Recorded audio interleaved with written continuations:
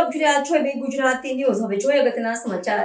શ્રી સત્ય સાઈ બાબાની જન્મ શતાબ્દી નિમિત્તે ચરણ પાદુકા રથયાત્રા હિંમતનગરમાં ભવ્ય ઉત્સાહભેર આગમન।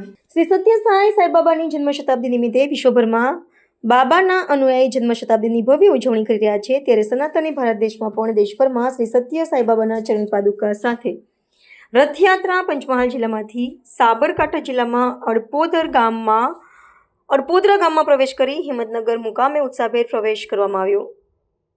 સાબરકાંઠા જિલ્લાના મુખ્ય મથક હિંમતનગર શામળાજી રોડ પર આવેલ કાકરોલ ગામના પ્રવેશ દ્વાર શ્રી સત્ય સાઈ બાબા ચરણ પાદુકા રથનો ભવ્ય ઉત્સાહભેર પ્રવેશ કરવામાં આવ્યો।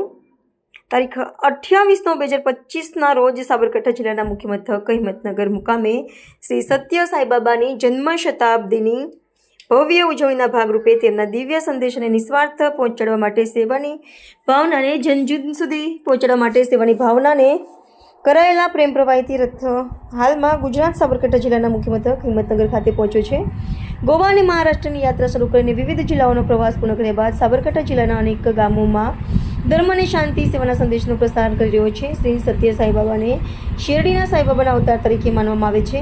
આંધ્રપ્રદેશમાં અવતરેલા બાપાની દિવ્યતાની સુવાસ માનવ કલ્યાણ અને નિસ્વાર્થ સેવા થકી સમગ્ર વિશ્વમાં પ્રસરી ચૂકી છે।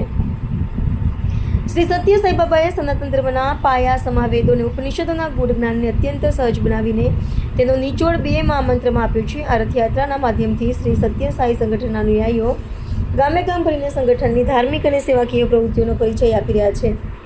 આ સાથે તેઓ બાબાએ આપેલ 9 સૂત્રીય આચાર સંહિતાનો પણ પ્રચાર પ્રસાર કરી રહ્યા છે। દિવ્ય જનજાગૃતિ રથના આગમનથી સ્થાનિક લોકોમાં ભારે ઉત્સાહ અને ભક્તિનો માહોલ છવાયો છે।